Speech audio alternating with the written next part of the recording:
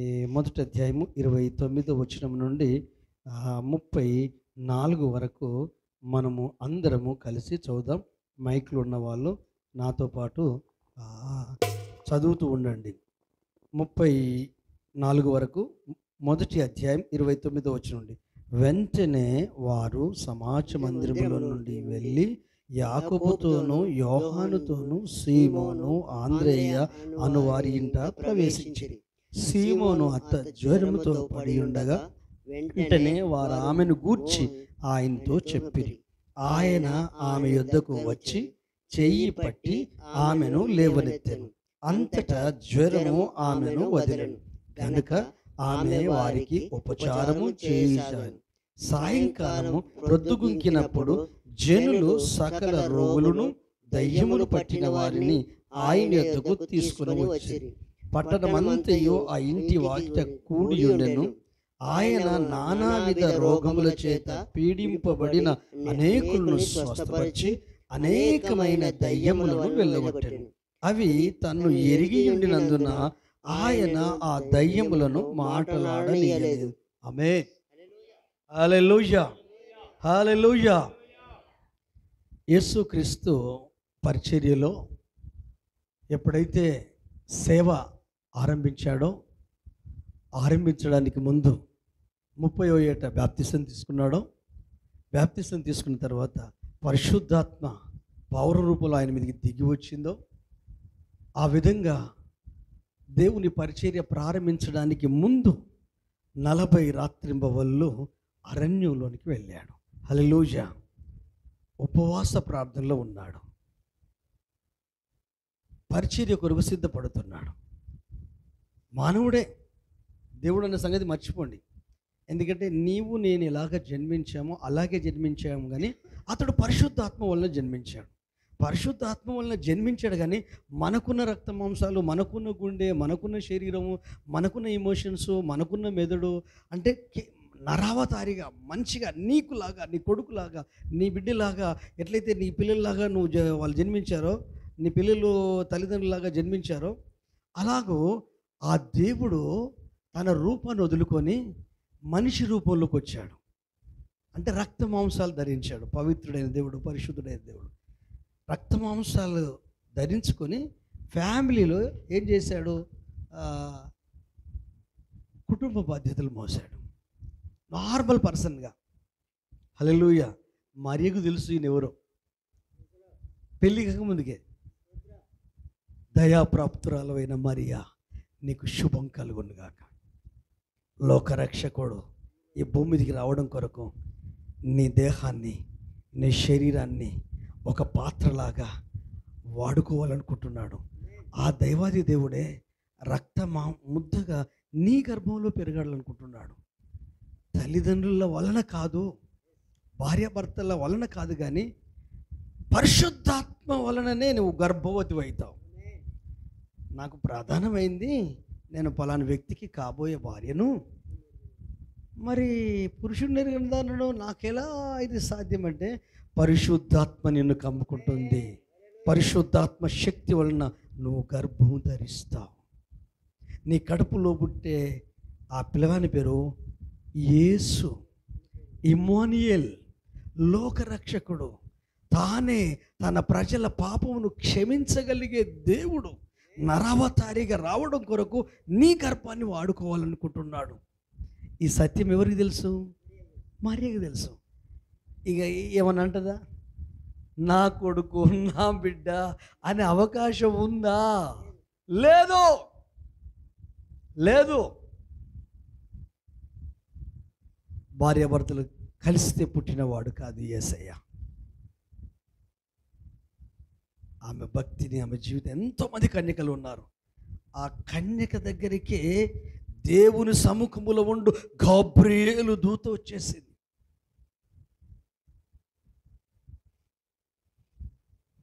ఎక్కడ పుడతాడో ప్రవచనాలు నెరవేర్చబడ్డాయి.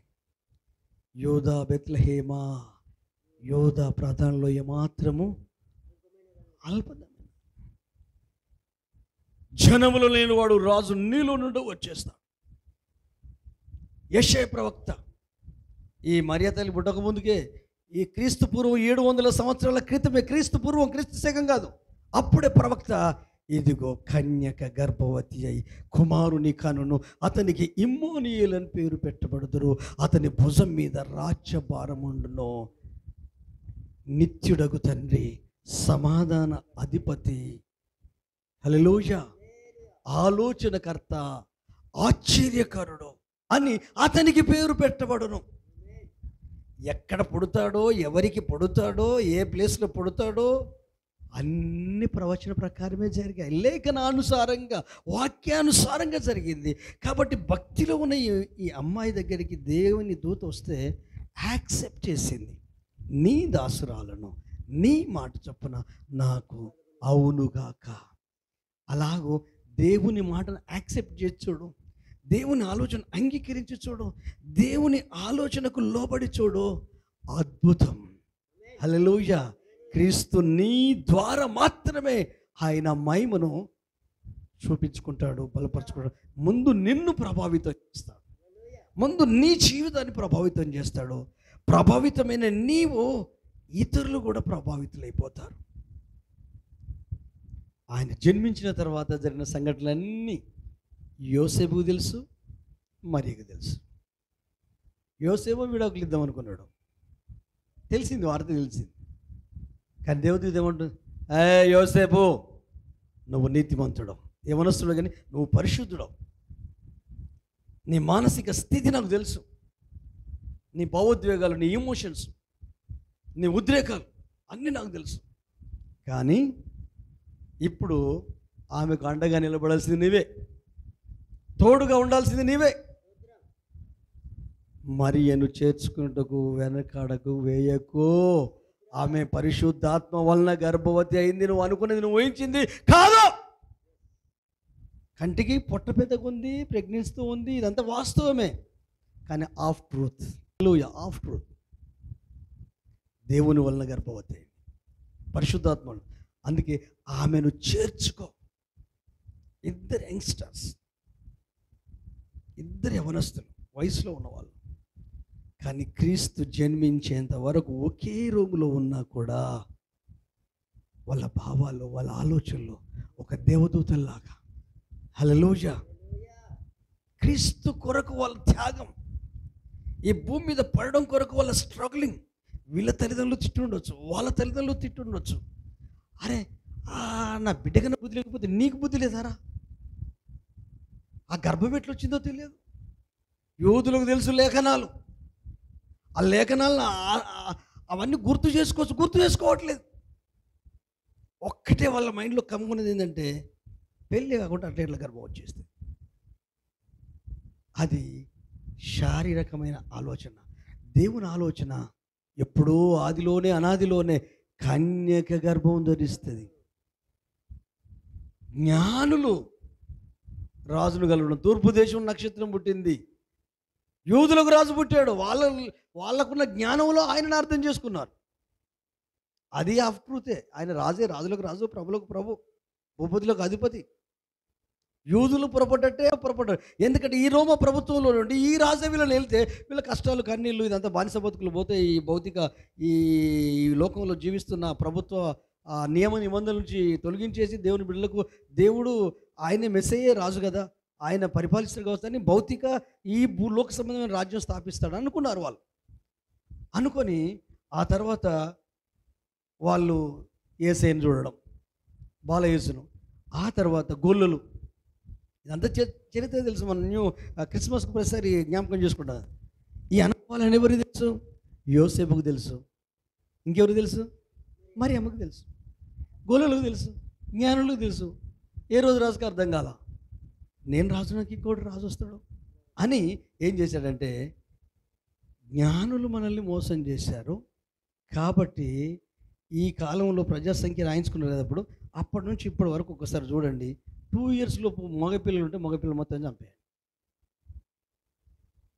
ఇప్పుడు కోడిని చంపినప్పుడు మనకైనా బాధ అనిపిస్తుందా? చికెన్ షాప్ దగ్గర మటన్ తింటోళ్ళకు మేకని పడేసినప్పుడు బాధ అనిపిస్తుందా? అనిపించదు. కానీ మనిషిని చంపేస్తే, కట్ చేస్తే, అది కొడుకులను మగపిల్లలను చంపేస్తే, ఇర్మియా ప్రవక్త ప్రవచించాడు. రామాలో అంగలార్పు వినపడ రోదనదని, అదే ఏరులై పారింది రక్తం. ఈ అనుభవాలన్నీ ఉన్నాయి. యేసు క్రీస్తుని గూర్చి పుట్టకముందే చెప్పిన విషయాలన్నీ మరియ హృదయంలో భద్రపరచుకుంది. నిత్య రాజ్యమును గూర్చి, రక్షణను గూర్చి, పరలోకమును గూర్చి. నీవు మారు మనసు బాప్తిసం పరిశుద్ధాత్మ పొందుకున్నావంటే నలుసు మన కడుపులో పడ్డది. ఆధ్యాత్మికంగా నలుసు మన కడుపులో ఆత్మ సంబంధం. ఎలాగో క్రీస్తు సారూప్యం మీ అందేర్పడు వరకు మరలా నాకు ప్రసవ వేదన కలుగుతున్నది అంటాడు పౌలు. యేసు పోలిక, యేసు స్వభావం,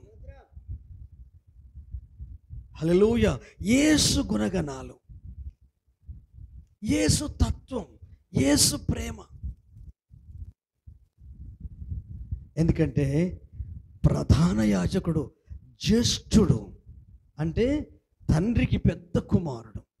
మనం చిన్న కుమార్తెలము, చిన్న కుమారులం అంటే చెల్లెళ్ళము, తమ్ములమే. మనం ఎంత పెద్దోళ్ళమైన యేసయ్యకు వాక్యానుసారంగా జ్యేష్ఠుల సంఘం, ఆయన సహోదరులలో జ్యేష్ఠుడు ఆయన ఉంటుంది. మనము ఆయనకు సహోదరులం. హల్లెలూయా. అంటే ఎప్పుడైతే మారు మనసు, పశ్చాత్తాపము, బాప్తిసము, పరిశుద్ధాత్మ అనుభవంలోకి వచ్చావో క్రీస్తు పోలిక నీ లోపల రూపుదిద్దుకుంటుంది. ఆయన స్వభావంలోకి రావాలి, ఆయన గుణగణంలోకి రావాలి. అంటే ఈ ఫోటో ఉంది చూడు, ఈ ఫోటో కాదు రూపం అంటే, అది ఇమాజినేషన్, ఊహించి వేశారు. స్వభావం, ఆయన లక్షణం, ఆయన తత్వం, అగ్నికున్న గుణం, మండడం, వెలిగించడం, కాల్చడం. హల్లెలూయా. గుణం చింతకాయ అంటే పులుపుదని గుణం. పులుపు గుణం అంటే యేసయ్య గుణం. అది మన లోపల రూపాంతరం చెందాలి. ఆమె గర్భవతి అయితే మనకేందనుకుంటున్నారా? మనలో కూడా ఆయన రూపుదిద్దుకుడు. పౌలు ఏమంటారు తెలుసా? నా అంతరంగ పురుషుడు దినదినము నూతనపరచబడుతున్నాడు, నా బాహ్య పురుషుడు దినదినము కృషించుచున్నాడు. హల్లెలూయా. ఈ బాహ్య పురుషునికి ఈరోజు విలువ ఉందంటే లోపల ఒకడు ఉన్నాడు. ఎవరు? ఆత్మ, అంతరంగ పురుషుడు. ఆత్మ యేసు పోలికలో ఉంది, ఆ ఆత్మ యేసులాగా ఉంది. హల్లెలూయా. మన పోలిక చొప్పున, మన స్వరూపమందు నరులను చేయుదమని దేవుడు అన్నాడు. ఈ స్ట్రక్చరే కాదు, పోలిక. ఇదంతా యోసేపు తెలుసు, మరియలకు తెలుసు. యేసు జన్మించిన తర్వాత వీళ్ళిద్దరు సంసారం చేస్తే, ఏది యోసేపు మరియలు సంసారం చేస్తే మగపిల్లలు ఆడపిల్లలు జన్మించారు.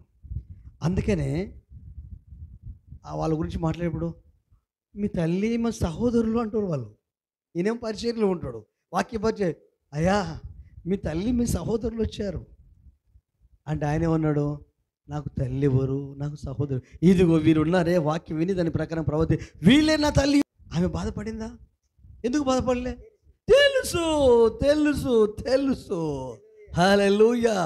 కాకపోతే అద్దె గర్భంలాగా ఆ గర్భంలో పెంచింది కదా, ఆ మాతృమూర్తత్వం, ఆ తల్లి పేగు బంధం ఇలా మురిచి తడిసి ముద్దయిందంటే, సృష్టికర్తని పొట్టులో పెంచాను, హల్లెలూయా, రక్త బుద్ధగా పెంచాను, బుడి కాళ్ళతో తన్నుతూ ఉంటే వయసు తక్కువే యవనస్తురాలు ఆ తల్లి ప్రేమను అనుభవించింది.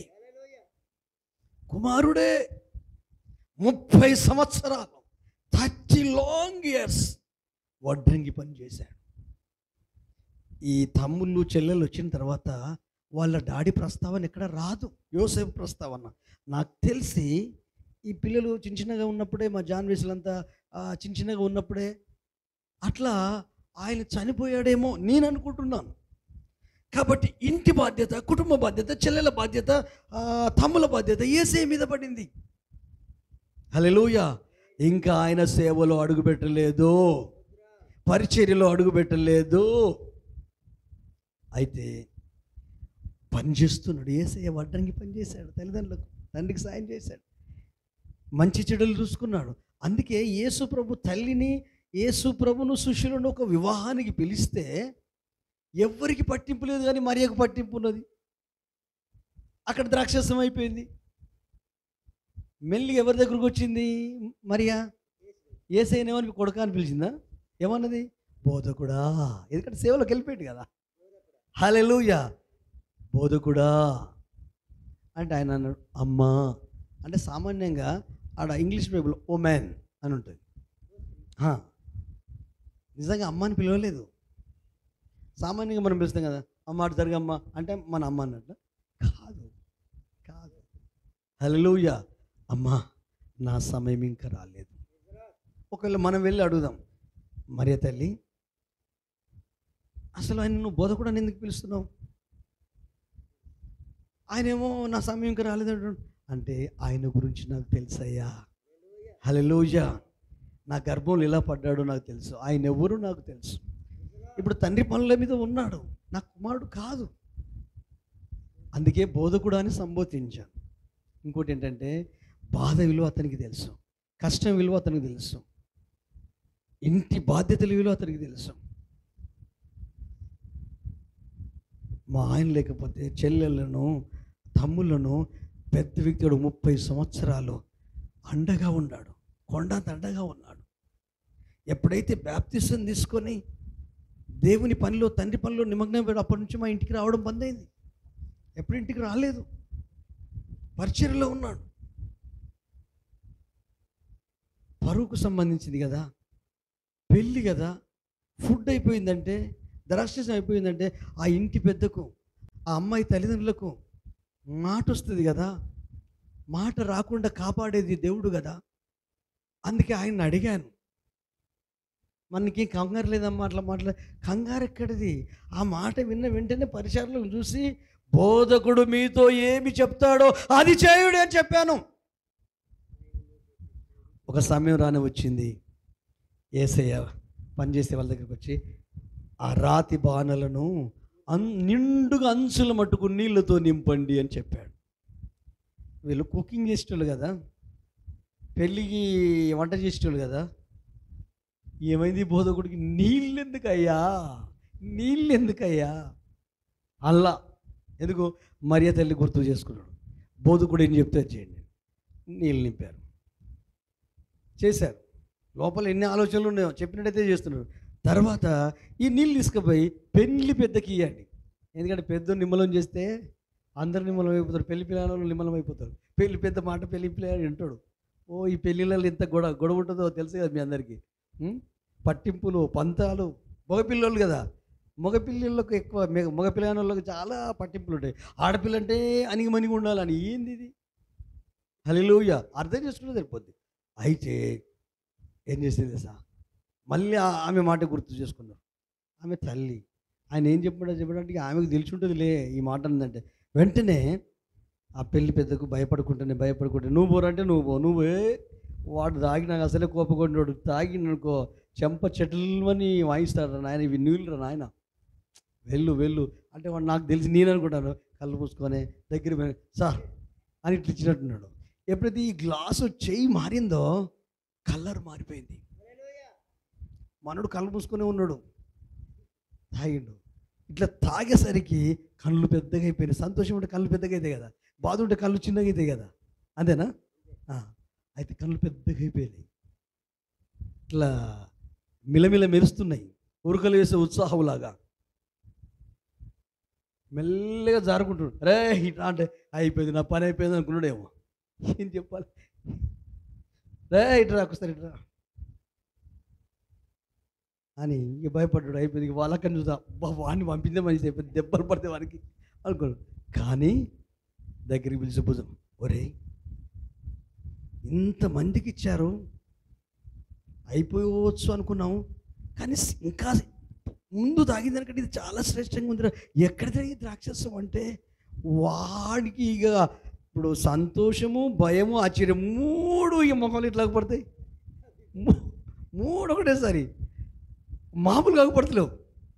అప్పుడు సార్ మీలాంటి వాళ్ళ కొరకు స్పెషల్ తీసి పెట్టాం సార్ అన్నాడేమో. ధైర్యం వచ్చింది కదా. ఒరేయ్, ఆ పెళ్లి పెద్దవని పిచ్చోడారా భయ్, మనం నీళ్ళు ఇచ్చామురా, కానీ ముందు తాగినాక ఇది చాలా శ్రేష్టంగా ఉందని చెప్తుండేంటిరా, కనీసం కలరన్నా గుర్తుపట్టాడారా అని వీళ్ళు ఈ బాణాలు చూసినట్టున్నారు. చూసేసరికి అన్ని కలర్ మారిపోయినాయి, ద్రాక్షసం కలర్.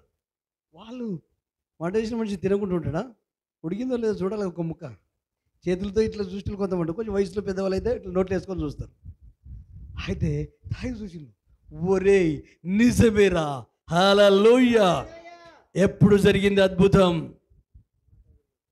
తెలుసు మరియకు. హల్లెలూయా. నువ్వు నమ్మిన దేవుడు ఎవరో నీకు తెలుసా? నీ రక్షకుడు ఎవరో నీకు తెలుసా? ఎందుకు నీ కొరకు చనిపోయి తిరిగి లేచాడో నీకు తెలుసా? పరలోకాన్ని నీ కొరకు ఎందుకు వదిలిపెట్టాడో నీకు తెలుసా? ఆ విలువ తెలిసిన నీవు క్రీస్తు పాదాలకు దగ్గరగా ఉంటావు. కంగారు ఉండదు, కలవరం ఉండదు. ఆ ఇంటి వాళ్ళకు ధైర్యం చెప్పుంటుంది మరియ తల్లి, మీకేం కాదు, నా కొడుకు ఉన్నాడు అనట్లేదు, బోధకుడు ఉన్నాడు. బోధకుడు ఏం జ్ఞానం అండి! మనం ఏంటో తెలిస్తే, మన స్థాయి ఏంటో తెలిస్తే, మన పరిస్థితి ఏంటో తెలిస్తే ఆ జ్ఞానము, ఆ వివేకము గౌరవాన్ని తీసుకొచ్చి పెడుతుంది, దైవికమైన ప్రేమతో నింపుతుంది, అనేకులకు ఆశీర్వాదం తీసుకొస్తుంది. ఆ ఇంటి తల్లిదండ్రులు మరియను ఎంత ప్రశంసించుంటారో. ప్రశంస కొరకు చేయలేదండి, గౌరవం కొరకు చేయలేదు. ఇంట్లో ఉండే బాధ నాకు తెలుసు, అవమానం వస్తే కలిగే బాధ నాకు తెలుసు. హల్లెలూయా. అందుకనే ఎవరికి ఏ అవమానం వచ్చినా దాన్ని అనుభవించే అవమానం ఉన్న ఆ పెయిన్ నాకు తెలుసు. అందుకనే స్వతహాగా ఎప్పుడు ఎవరిని కావాల్సుకొని టార్గెట్ చేసి అవమానపరచను నేను అనుకుంటున్నాను. బాధ పెట్టడానికి, గుండెను రంపంతో కోసినట్టు క్రియల ద్వారా మాట ఆ పని చేయను. అందుకొరకు కాదు కదా నన్ను దేవుడు రక్షించింది. ఆయన ప్రేమలో జీవిస్తూ, ప్రేమ కొరకు బ్రతుకుతూ, ప్రేమనే పాడుతూ, ప్రేమ గురించే ఆరాధిస్తూ, ఆ ప్రేమలోనే తరించుకొని పోవాలి. అయితే ఈ లోకంలో కాకిగూట్లలాగా మనం ఉన్నాం. మన ప్రియ ప్రభు కోకిలలాగా ఈ లోకంలోనే మనల్ని రక్షించి, ఈ లోకంలో నుంచే విడిపించి, శాప రోగ పాపం నుంచి విడిపించి, పవిత్రపరిచి, పరిశుద్ధతనిచ్చేసి ఈ లోకంలోనే ప్రత్యేకమైన గుంపుగా ఉంచాడు. లోకము దుమ్ము పడుతుంది, ధూళి పడుతుంది. హల్లెలూయా. కొన్నిసార్లు గోతులుంటే పడిపోయి కాళ్ళకి ఇరుగుతాయి. ఇరగని, నో ప్రాబ్లం. బాగు చేసే దేవుడు ఉన్నాడు కదా, గాయాన్ని కట్టే దేవుడు ఉన్నాడు కదా, కన్నీళ్లు తుడిచే దేవుడు ఉన్నాడు కదా, గుండె చెదిరిన నీకు ధైర్యాన్ని ఇచ్చే దేవుడు ఉన్నాడు కదా. మనుషులు నీకు నమ్మక ద్రోహం చేయొచ్చు, నీ భార్య, నీ భర్త, నీ పిల్లలు, నీ కుటుంబ సభ్యులు, ఆత్మీయులు ఎవరైనా నమ్మక ద్రోహం చేయొచ్చు. కానీ యేసయ్య నీకు నమ్మక ద్రోహం చేస్తాడా? నమ్మి రక్షించాడు, నిన్ను బాగుంటావని రక్షించాడు, కృపలో నిలబడతావని రక్షించాడు, ప్రేమలో కొనసాగుతావని రక్షించాడు, నువ్వు పొందిన మేలు ఇతరులకు పంచుతావని రక్షించాడు, నీకులాగా అనేకులు ఆనందాన్ని, సంతోషాన్ని అనుభవించాలని రక్షించాడు. ఆ రక్షించిన ఆ రక్షకుని యొక్క ఆలోచన దొంగలో తొక్కేసావా? హల్లెలూయా. ఎవ్వరు అడ్డం రాని, ఎన్ని పరిస్థితులు రాని, సిలువ మరణం పొందకుండా, దెబ్బలు భరించకుండా, ఉమ్మి వేయబడకుండా, వెంటగా లాగకుండా, కుదురు పేకివేయకుండా అడ్డుకోలేదు. కానీ వీపును అప్పగించాడు అని ఉంది బైబిల్. కొట్టువారికి వీపును అప్పగించాడు, పెరికివేవారికి గడ్డమును అప్పగించాడు. మనసు, తనువు, తలుపు అంతరుతిరమయమే. అది నీ విలువ, నీ వాల్యూ అది. అంత మరణం పొందినంతగా నీకు విలువ ఇచ్చాడు, గౌరవించాడు. ఎవరు?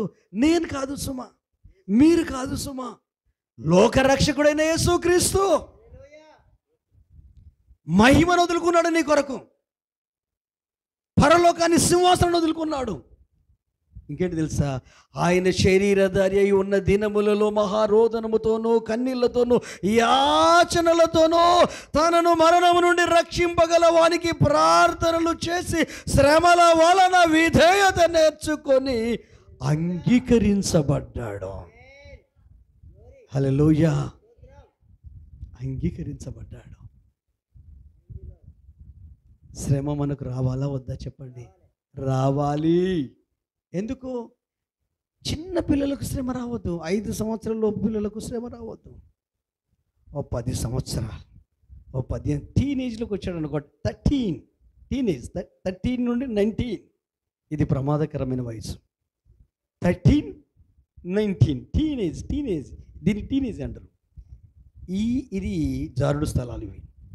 కొత్త రక్తం, కొత్త ఆలోచనలు, గొంతు మారిపోతుంది మగపిల్లలకైతే. హల్లెలూయా. వాయిస్ చేంజ్ అయిపోతుంది, కంఠం పెరుగుద్ది, బొట్టిములు వచ్చేస్తాయి, కొత్త బ్లడ్ వచ్చేస్తుంది. ప్రపంచాన్ని అంతా గెలిచేస్తామని ఎవరిని లెక్క చేయరు వీళ్ళు పొరగాళ్ళు. హల్లెలూయా. ఆ వయసు అలాంటిది. కానీ ఆధ్యాత్మికంగా పౌలు అంటాడు, కాలమును బట్టి చూస్తే మీరు బోధకులు కావాల్సి ఉంది, మీకు బలమైన ఆహారమే తగును, కానీ మరలా పాలు తాగాల్సి వస్తుంది అంటున్నాడు. పసిపిల్లలకే కదా గొడవలు, పసిపిల్లలకి కదా మిస్అండర్స్టాండింగ్, పసిపిల్లలే కదా గిల్లి గచ్చాలు, పసిపిల్లలకి కదా ఈర్ష్య ద్వేషాలు. హల్లెలూయా. మనము పసిపిల్లల స్టేజీ దాటి వచ్చాం. హల్లెలూయా. యవన స్టేజీ దాటి వచ్చాం. పరిపక్వత చెందిన ప్రజలం మనం. హల్లెలూయా. రక్షించబడి 5 సంవత్సరాలు అయిందంటే పసిపిల్లల స్టేజీ దాటాము. 5 సంవత్సరం నుంచి 10 సంవత్సరాల సీనియారిటీ వచ్చింది, రక్షణ అనుభవం 10 సంవత్సరాలు అయిందంటే మీరు యంగ్స్టర్స్ ఆత్మలో. హల్లెలూయా. అప్పుడు యంగ్స్టర్స్కి ఏం కావాలి? దెబ్బలు తాకాలి. హల్లెలూయా. మనసుకు దెబ్బలు తాకాలి, దక్క మొక్కలు తినాలి స్పిరిచువల్గా. అంటే శ్రమ రావాలి. ఇబ్బంది కొలిమిలో నిన్ను పుటమి వేసి తిని, దావీదు అంటాడు, శ్రమ పొంది ఉండుటయే నాకు మేలాయను. శ్రమ మన మస్టును తొలగిస్తుంది, శ్రమ మన అహంకారాన్ని తొలగిస్తుంది, శ్రమ మన మొండితనాన్ని తొలగిస్తుంది, శ్రమ మన మూర్ఖత్వాన్ని తొలగిస్తుంది, శ్రమ మన అజ్ఞానాన్ని తొలగిస్తుంది, శ్రమ మనకు మహిమకు కారకులుగా మార్చేస్తుంది. కానీ శ్రమను మనం కోరుకోం. ఆర్థిక ఇబ్బంది శ్రమే, అనారోగ్యము శ్రమే. హల్లెలూయా. అప్పుల బాధ శ్రమే, అవతలను తిట్టడం శ్రమే, మనల్ని మనగా గౌరవించకపోవడం శ్రమే, నిన్నుగా ప్రేమించకపోవడం శ్రమే, నిన్ను ఇష్టపడకపోవడం శ్రమే. రాని, ఏమైనా రాని. నేనేమంటాను ఇప్పటికీ, నీకు వచ్చిన కష్టంలో యేసే నా ప్లేస్లో, నీకే కష్టం వచ్చిందో ఆ ప్లేస్లో యేసే నిలబెట్టంట.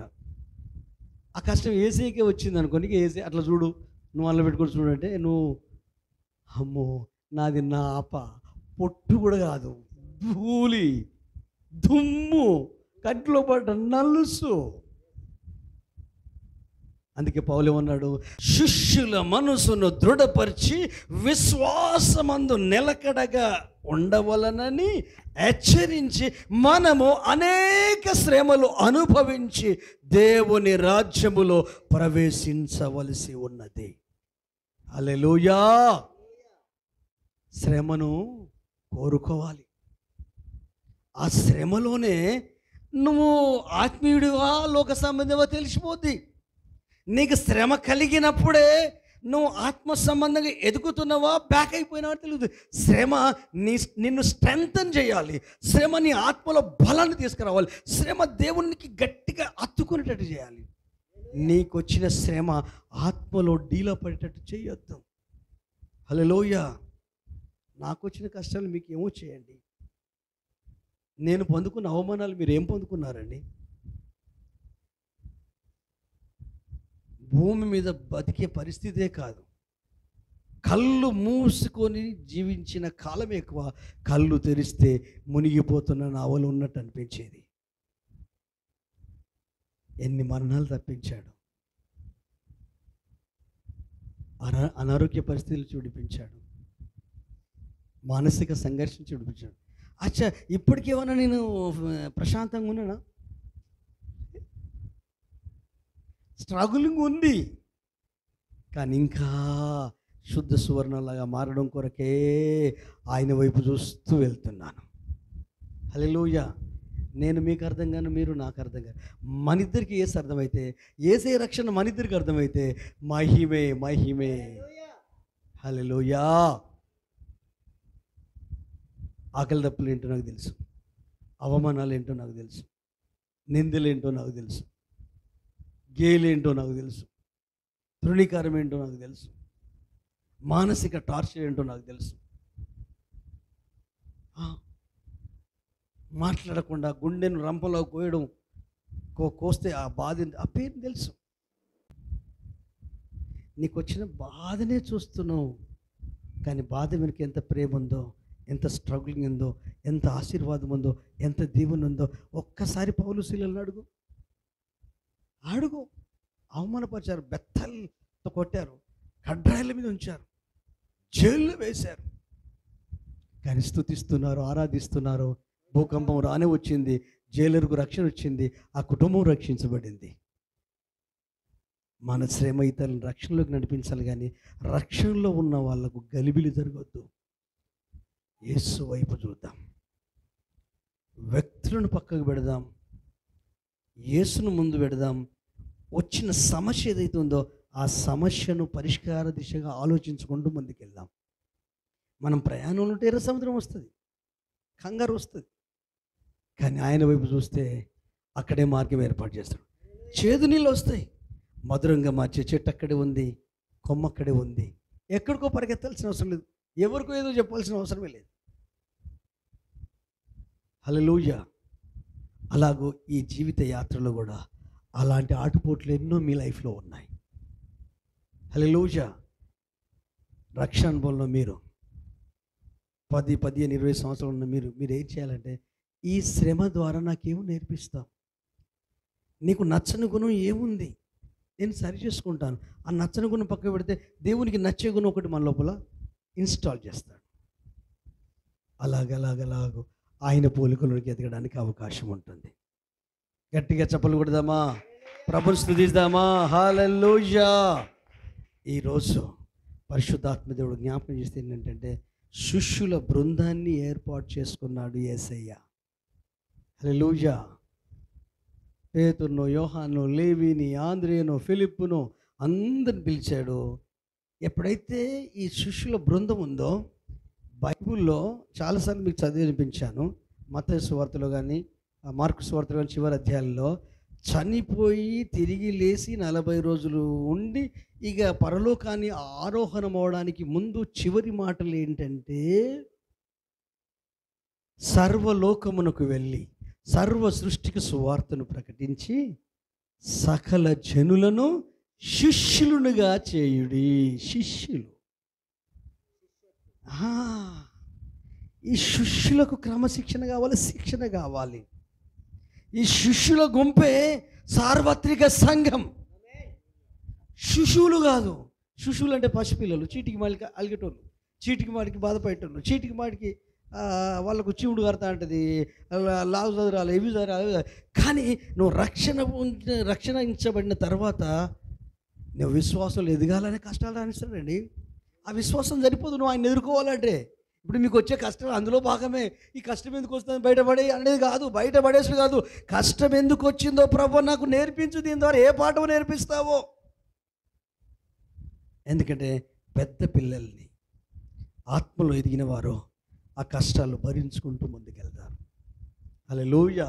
నన్ను గమనించండి, ఈ శిష్యుల బృందం అంతా ఉంది.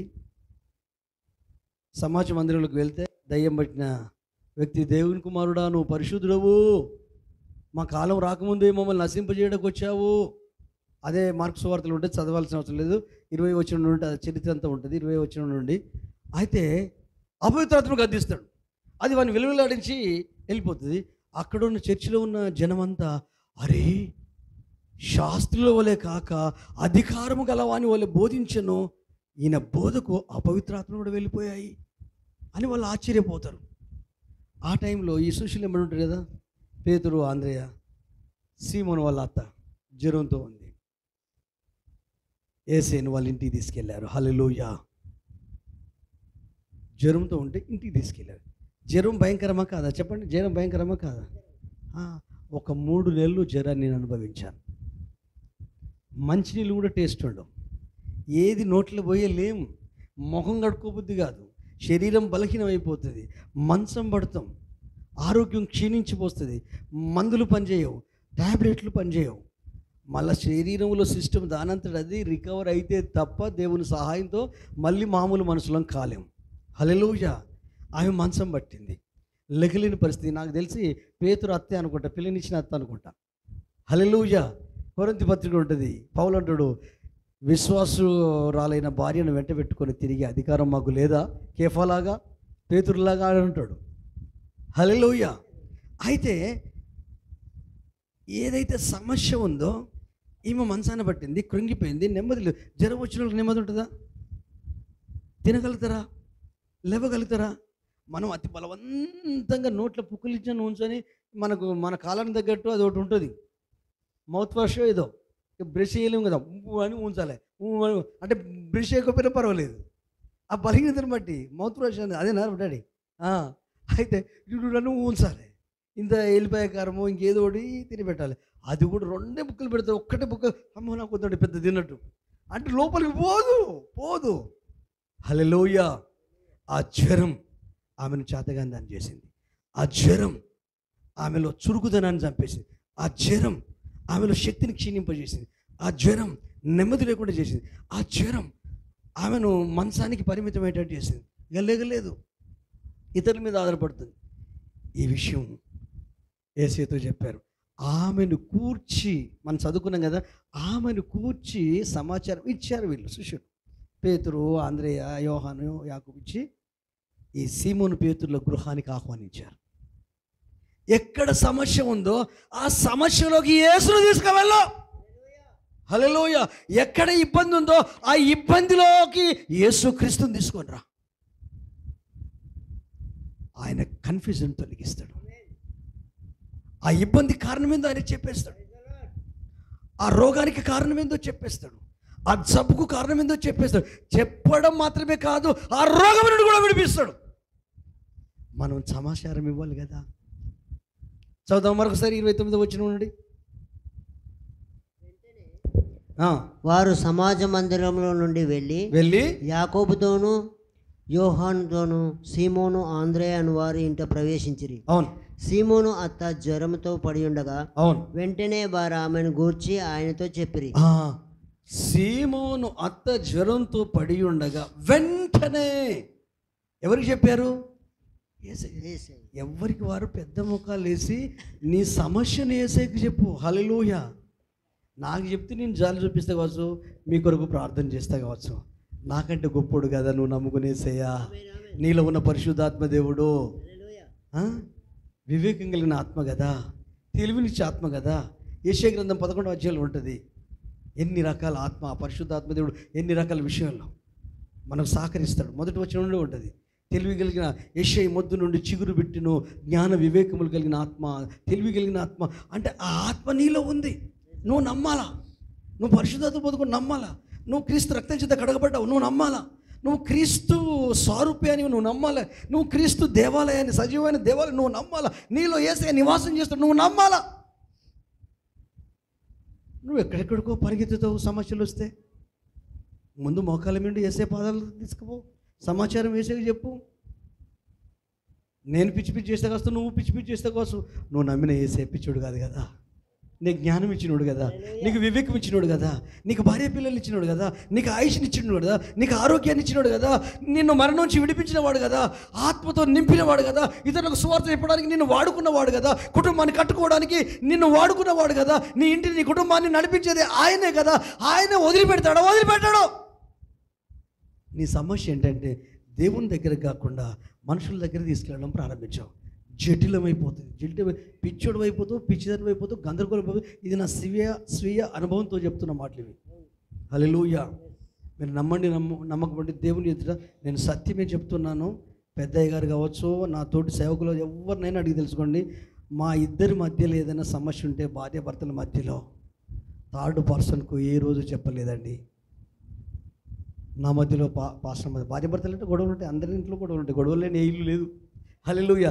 మేమేం గొడవలు పెట్టుకోలేదు, వాళ్ళకి దండేసి దండం పెట్టి పూజ చేద్దాం. హల్లెలూయా. ప్రతి ఇంట్లో భార్యాభర్తలు గొడవలు ఉంటాయి. కానీ మా దగ్గర ఉంది ఏంటంటే, గొడవ పడ్డప్పుడు ఆమె వినాలి నేనే వినాలనేది కాదు, కానీ నేనే ముందు సరెండర్ అయిపోతాం. ఆవేశం వచ్చింది, కోపం వచ్చింది, అట్లా అన్నా. ఇప్పటికి మీరు ఎవరైనా ఉన్నంటే క్షమాపణ అడగడానికి కూడా నేను వెనకాడ. నాకు మీతో బంధం ముఖ్యం, క్రీస్తులో ఎదగడం ముఖ్యం, హల్లెలూయా, ఆయన కృపలో ఎదగడం ముఖ్యం. అది ఇంకొరుకునేది. అటు మా అత్తగారులు కానీ ఇటు మా తల్లిగారులు కానీ ఏ రోజు కూడా ఎన్ని ప్రాబ్లమ్స్ వచ్చినా కూడా సేవలో, సంఘంలో, మా అన్నదమ్ములకు, మా అక్కచెల్లెళ్ళకు, మా బంధుమిత్రులకు ఈ సంఘ విషయాలు, చర్చి విషయాలు, ఈ కష్టాలు చెప్పలేదు. చెప్తే వాళ్ళు అరే నీకు ఏం దక్కున్నదిరా, వ్యవసాయం, ఇల్లు, పొలం అంతా ఉన్నది, మనం అవునుగా బతికినోళ్ళం, అదే సేవ, వాళ్ళు డబ్బుల కొరకు సేవ చేస్తారు ఎవరైనా అంటారు. ఇది డబ్బుల కొరకు సేవ చేసేదా? కాదు. ఏమి ఇస్తావు, ఏమొస్తుంది దాన్ని బట్టి కాదు, అక్కడ జీతం దొరకాలి. హల్లెలూయా, అక్కడ జీతం దొరకాలి. అందుకే ప్రశాంతంగా ఉండగలిగాం. అందుకే ఎప్పుడైతే నువ్వు మనుషుల దగ్గరికి తీసుకెళ్ళిన సమస్య, వాళ్ళు విన్నదోటి ఆడ జరిగేదోటి, లాస్ట్కి వచ్చే వరకు ఏ వ్యక్తి అయితే సమస్యను మనుషుల దగ్గర తీసుకొచ్చినో ఈ విన్నోళ్ళు బాగానే ఉంటారు, కానీ ఏ వ్యక్తి సమస్య తీసుకో ఆ వ్యక్తి గందరగోళం అయిపోతాడు. అందుకే ఒక్కటే చెప్తాను, నీకంటే నాకంటే మనందరికంటే ప్రపంచంలో ప్రతి ఒక్కరికంటే పెద్దవాళ్ళు, చిన్నవాళ్ళు, ఎవరైనా పర్లేదు, యేసు అంత మంచి వ్యక్తి ఈ ప్రపంచంలో ఎక్కడ లేడు.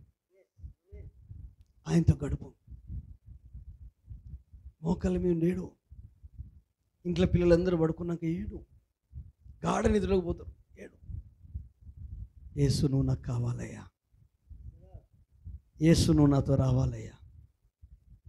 ఈ పాప లోకంలో, ఈ కాకి గుట్లో, ఈ పోట్లు, మాటల చేత, ప్రవర్తన చేత తొట్లు పడుతున్నారయ్యా. నా సమస్య నీ పాదాల దగ్గర తీసుకొస్తున్నానయ్యా. నువ్వు నన్ను ఎంత ప్రేమించావయ్యా, ఎంత విడిపించావయ్యా, ఎంత ఆరోగ్యం ఇచ్చావయ్యా. నువ్వు నాకు ఆయుష్ను పొడిగించకపోతే, యాక్సిడెంట్ నన్ను తప్పించకపోతే, మరణం నుంచి నన్ను విడిపించకపోతే, నా బంధు మీద ఎప్పుడూ గడ్డిమూల్సు కదా, నా పేరు బాసిపోవు కదా. కానీ ఈ రోజుకు మరణాలు ఎన్ని వచ్చినా బతుకున్నానంటే నీవే కదా. అలాంటప్పుడు నేను మనుషులకి ఎందుకు చెప్పాలి నా సమస్యలు? సేవకులు కూడా చెప్పక మీ సమస్యలు. ప్రేయర్ రిక్వెస్ట్ అడగండి, మాకు కష్టం ఉంది, బాధ ఉంది, అట్లా చెప్పండి, కానీ అంత కుల్ల చెప్పకండి. నువ్వు దేవునికి చెప్పుకో. సేవకులు కూడా మనుషులే కదా. రేపొద్దున వాళ్ళు మారిపోయి నీ కష్టాలకి ఇన్ని నాకు చెప్పిన నేనే కదా నీకు చేసింది అంటారు వాళ్ళు. నేను లేకపోతే నీకు లైఫ్ ఎక్కడిది అంటారు. హల్లెలూయా. కానీ ఏ చేయలేకపోతే నీకు నాకు మనకు లైఫ్ లేదు. పేతురు అత్త సమాచారం ఇచ్చి ఆమె యొద్దకు యేసును నడిపించెను. నువ్వు ఎవరి యొద్దకు నడిపిస్తున్నావు? యేసు యొద్దకు నడిపించు. పరిశుద్ధాత్మ దేవుడు ఎప్పుడు రాంగ్ గైడెన్స్ ఇయ్యడు. నీ మనస్సాక్షి ఎప్పుడు రాంగ్ గైడెన్స్ ఇయ్యేది. నేను తప్పుపట్టవచ్చు, నువ్వు తప్పుపట్టవచ్చు, కానీ నీ మనస్సాక్షి నిన్ను అసలే తప్పుపట్టదు. నువ్వు సరి అయిన మార్గంలో ఉంటే. సరి అయిన మార్గంలో లేకపోతే సరి చేస్తుంది. యేసయ్య ఆమెను చెయ్యి పట్టి లేపెను అని ఉంది. చదువు కన్యూ చెయ్యి, చదువు వేసిన భాగం నుండి.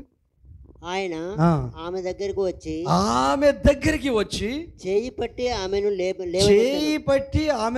లేవనెత్తెను. అంతటా జ్వరము ఆమెను వదిలెను. గట్టిగా చప్పట్లు కూడా ప్రపోజిద్దామా? యేసయ్య ఎక్కడికి వచ్చాడట? చదువు, మరలా చదువు. యేసయ్య ఎక్కడికి వచ్చాడు? ఆయన ఆమె దగ్గరికి వచ్చి చేయి పట్టి ఆమెను లేవనెత్తెను. హల్లెలూయా. ఎన్ని సమస్యలలో కృంగిపోయావేమో, నిరాశతో ఉన్నావేమో, నిస్పృహలోనైపోయావేమో, గుండె చెదిరిపోయావేమో, గాబర పడుతున్నావేమో, బ్రతకడం ఎందుకు అనుకుంటున్నావేమో, లెగలేకపోతున్నావేమో, మానసిక సంఘర్షణలు ఎక్కువైపోయి బీపీ, అల్సరు, రోగాలు ఎన్ని వచ్చేసి మొత్తం బలహీనమైపోయి కృంగిపోయావేమో. ఎందు కొరకు బ్రతకాలి, ఎవరి కొరకు బ్రతకాలి, దేని కొరకు బ్రతకాలి, ఇంత కష్టపడి సంపాదించిన నేము, ఫేము, ఇదంతా ఏమైపోయింది అని కుమిలిపోతున్నావేమో. నీ సమాచారము ఆయనకు తెలిసింది. ఆయనను నీవు నీ యొద్దకు పిలుచుకుంటున్నావు, నీ మనసులోకి పిలుచుకుంటున్నావు, అయితే ఆయన నీ యొద్దకు వస్తాడు. బైబిల్ చెప్తుంది, యాకోబు పత్రిక, మీరు దేవుని యొద్దకు రండి, ఆయన మీ యొద్దకు వస్తాడు. హల్లెలూయా. మీ హృదయములను శుభ్రపరచుకోండి. హల్లెలూయా. ఆయన యొద్దకు మీరు వస్తే ఆయన మీ యొద్దకు వస్తాడు. అలాగూ యేసయ్య చెయ్యి పట్టి లేపాడు. నిన్ను లేవనెత్తే దేవుడు నీ పక్షాన ఉన్నాడు.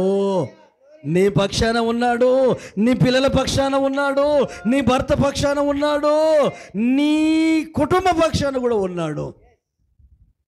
ఆయన మనలాంటోడు కాదు. గంటకో తీరు, గడికో తీరు, దిననుకో తీరు మారే దేవుడు కాదు. ఆయన లోపల మార్పు లేదు. ఆ మార్పు లేని దేవుని యందు విశ్వాసం ఉంచినావు కనుక ఆ విశ్వాసంలో కొనసాగుతున్న నీవు ఆయన స్వభావంలోకి, ఆయన పోలికలోనికి మార్చబడదువుగాక. వెంటనే జ్వరం విడిచెను. ఆమేన్. వెంటనే జ్వరం విడిచెను. కాబట్టి దీని కంటిన్యూషన్ నెక్స్ట్ వీక్ మనము ధ్యానిస్తాం. హల్లెలూయా.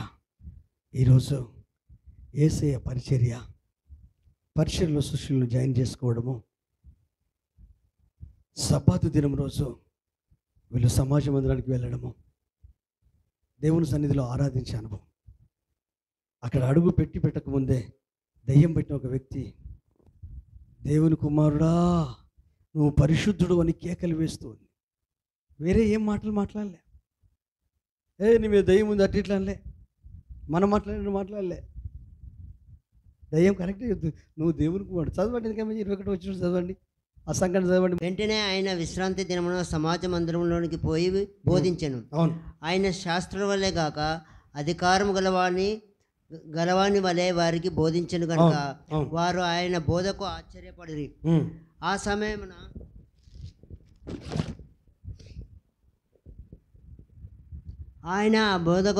ఆ సమయంలో వారి సమాజ మందిరములో అపవిత్రాత్మ పట్టిన మనుషుడు ఒకడు ఉండెను. వాడు, నజరేయుడైన యేసు, మాతో నీకేమి, మమ్మును నశింపజేయుటకు వచ్చితివా? నీవెవడువో నాకు తెలియను, నీవు దేవుని పరిశుద్ధుడు అని కేకలు వేసెను. అందుకు యేసు, ఊరకుండము, వారిని విడిచిపోమ్మని వారిని గద్దింపగా ఆ అపవిత్రాత్మ వారిని విలవిలలాడించి పెద్ద కేక వేసి వారిని విడిచిపోయాను. అందుకు విస్మయం ఉంది. ఇది ఏమిటో, ఇది క్రొత్త బోధగా ఉన్నదే. ఈయన అధికారముతో అపవిత్రాత్మలకు ఆజ్ఞాపింపగా అవి ఆయనకు లోబడుచున్నవని ఒకరితో ఒకడు చెప్పుకొనిరి. వెంటనే ఆయనను గూర్చిన సమాచారము త్వరలో గలిలయ ప్రాంతమంతటా వ్యాపించెను. ఆమేన్. హల్లెలూయా. హల్లెలూయా చెప్తామా? హల్లెలూయా. హల్లెలూయా. సమాజ మందిరంలోకి వెళ్ళిండు. మందిరం కదా, ఆదివారం, శనివారం వాళ్ళకి సబ్బాత్ దినం వచ్చిందంటే యేసయ్య మందిరంలోకి వెళ్ళి వాక్యం చెప్పడానికి వెళ్ళాడు. అక్కడ బోధిస్తుంటే ఒక దయ్యం పట్టినాడు ఏమంటున్నాడు, నజరేయుడైన యేసు పేరు పెట్టి పిలుచున్నాడు. మాతో నీకేం పని, మా కాలం రాకముందే మా నశింపజేయడానికి వచ్చావు అన్నాడు. ఇంకోటాడు, నీవు దేవుని కుమారుడవైన పరిశుద్ధుడవు. డౌట్ ఏమైనా ఉందా? అన్నీ నిజమే కదా, కానీ యేసు ఏం చేసిండు, అపవిత్రత వదిలిపో అన్నాడు. వదిలిపోయింది. హల్లెలూయా. ఈరోజు పరిశుద్ధాత్మ దేవుడు ఆయన పరిచర్యలోనికి, ఆయన ఆత్మానుభవంలోకి నడిపించి ఈ ప్రాంతంలో మిమ్మల్ని, మీ కుటుంబాలని ఆయన పాదాల దగ్గరనే ఉంచాలనుకుంటున్నాడు. ఆయనతో మీరు, మీతో ఆయన కలిసి ముందుకెళ్ళాలా. వందనాలు ప్రభా, వందనాలు ప్రభా, వందనాలు ప్రభా. ప్రభు నిన్ను ప్రేమిస్తున్నాడు సహోదరి, సహోదరుడు యేసయ్య నిన్ను ప్రేమిస్తున్నాడు. సమస్యలున్నాయి, జ్వరం లేకపోవచ్చు, మానసిక జ్వరం, హల్లెలూయా, ఆధ్యాత్మిక జ్వరం, హల్లెలూయా, లోక సంబంధమైన జ్వరము, డబ్బును కూర్చిన దిగులు, కుటుంబం కూర్చిన దిగులు, పిల్లలు కూర్చిన దిగులు, ఆ పిరికితనమే జ్వరము, ఆందోళన, ఒత్తిడి, భయము, అది సైతాన్ సంబంధమైంది కదా. ధైర్యం ఇచ్చేవాడు దేవుడు కదా, విడిపించేవాడు దేవుడు కదా, బలపరిచేవాడు దేవుడు కదా, పశ్చాత్తాపాలకు నడిపించేవాడు దేవుడు కదా. హల్లెలూయా. నేను నాదనే భావన తొలగించేది దేవుడు కదా.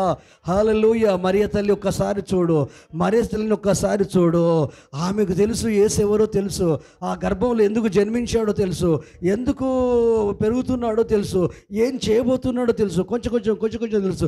అలాగనే రక్షింపబడిన నీ లోపల యేసు సారూప్యము ఎదుగుతుంది, యేసు పోలికలోకి ఎదుగుతుంది, అంతరంగ పురుషుడు ఎదుగుతున్నాడు. అది కనుక నీకు తెలిస్తే శిష్యుడవే, శిష్యురాలువే.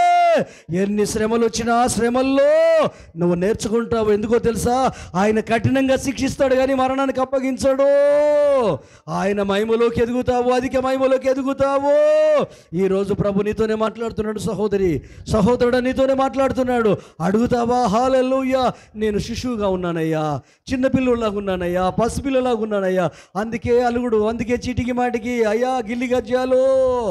అయ్యా నేను ఆత్మలో ఎదిగిన వ్యక్తినయ్యా, ప్రార్థనలో ఎదిగిన వ్యక్తినయ్యా, నిన్ను సంపూర్ణంగా అర్థం చేసుకున్న వ్యక్తినయ్యా, పరిశుద్ధాత్మలో నిలిచిన వ్యక్తినయ్యా, నీ చేత వాడబడిన సంఘమయ్యా, సంఘస్థులయ్యా, ఒక్కొక్కరిని బలంగా వాడుకున్నవయ్యా. ఈ ప్రాంతములో శిష్యుల గుంపు అయ్యా ఇది. సంఘము విశ్వాసుల గుంపు కాదు. విశ్వాసులు అంటే గొడవలు కొట్లాడలు, కానీ శిష్యుల గుంపు అంటే నేర్చుకుంటారు, నేర్పిస్తారు, లోబడతారు, ఇతరులు లోబడేటట్టు చేస్తారు. యేసయ్య జెండా మాత్రమే పైకి ఎగిరేస్తారు. యేసయ్య దగ్గరికి నడిపిస్తారు, క్రీస్తు దగ్గరికి నడిపిస్తారు, పరిశుద్ధాత్మ దగ్గరికి నడిపిస్తారు, వాక్యంలోనికి నడిపిస్తారు, సత్యంలోనికి నడిపిస్తారు, ప్రేమలోనికి నడిపిస్తారు, పరిశుద్ధాత్మ కార్యాలలోనికి నడిపిస్తారు, అద్భుతమైన సమాధానంలోకి నడిపిస్తారు. అయ్యా అది నీ ఆత్మ చేసే కార్యము, పరిశుద్ధాత్మని కార్యము, వాక్యములో ఉన్న పవరు. క్రీస్తు నిత్యుడగు తండ్రి, సమాధానకర్త, ఆశ్చర్యకరుడు, అద్భుతకరుడు, సమాధానాధిపతి. హల్లెలూయా. రెండు చేతులు పైకెత్తి స్తోత్రం చెల్లిద్దామా, కృతజ్ఞతలు చెల్లిద్దామా. హల్లెలూయా. నన్ను క్షమించయ్యా, చాలా లాస్ అయిపోయాను తండ్రి. అయ్యా లాస్ అయిపోయానయ్యా, నన్ను క్షమించయ్యా. నా విలువ నేను గుర్తించలేకపోయానయ్యా, నా ఆధిక్యత నేను గుర్తించలేకపోయానయ్యా. నన్ను ఎవ్వరేమనలేదు తండ్రి.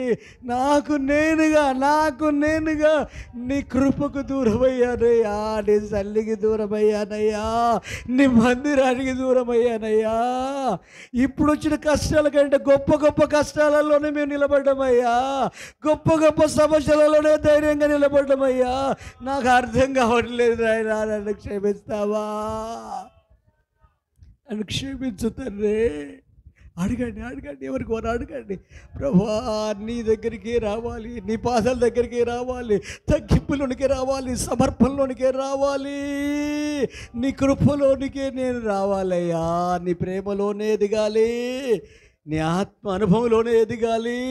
పసిపిల్లల మనస్తత్వము నుండి బలమైన ఆహారం తినే స్థాయికి, మరో మాటలో చెప్పాలంటే విశ్వాసి స్థితి నుండి శిష్యుడు స్థాయికి ఎదుగగలుగునట్లు నీ కృప నీ బిడలకు, సంఘానికి కలుగునుగాక. స్త్రీలు, పురుషులు, సమస్త జనులు శిష్యులే. యాజక సమూహము, రాజుల వంశము, దేవుని సొత్తైన ప్రజ, పరిశుద్ధ జనము, ఇది శిష్యుల గుంపు. లేవీయులు శిష్యుల గుంపు.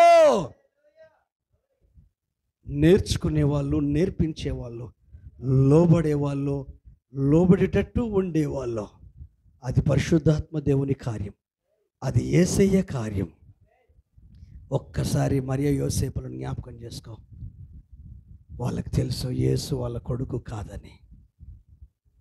అయినా ఆ మాతృప్రేమ వారికి ఉంది. ఎందుకో తెలుసా? ఈ శరీరంలో పెంచింది, 9 మాసాలు పెంచింది.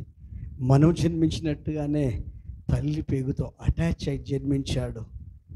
ఆ బొడ్డు కత్తిరించిన తర్వాత దైవ నరుడుగానే ఉన్నాడు, పాపం లేని వాడిగానే ఉన్నాడు. కానీ పాప శోధనలు భరించాడు, కానీ లోబడలేదు, లొంగిపోలేదు, జయించాడు. ఈరోజు కోపానికి లొంగిపోతున్నావా? ఈర్ష్యకు లొంగిపోతున్నావా? ద్వేషానికి లొంగిపోతున్నావా? అసహ్యానికి లొంగిపోతున్నావా? బలహీనతలకు లొంగిపోతున్నావా? మానసిక జ్వరం వచ్చిందా?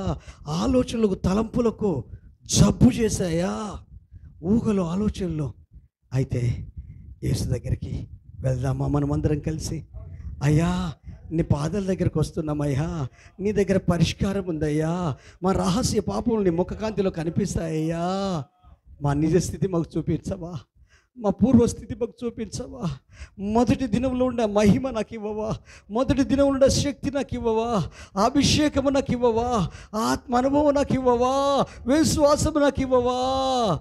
నా సమస్యలు మనుషుల దగ్గరికి, సేవకుల దగ్గరికి, సంఘస్థుల దగ్గరికి, ఇరుగు పొరుగు వారి దగ్గర తీసుకెళ్ళాను. దానివల్ల ఇంకా జటిలమైపోయింది నా ఆత్మీయ జీవితం. కానీ నువ్వు మాట్లాడే దేవుడు నైనా, దర్శనమిచ్చే దేవుడవయ్యా, ఆలోచన చెప్పే దేవుడవయ్యా. ఇదిగో నీ రక్తంతో నన్ను శుద్ధి చేయి, నన్ను పవిత్రపరచు, పరిశుద్ధపరచు.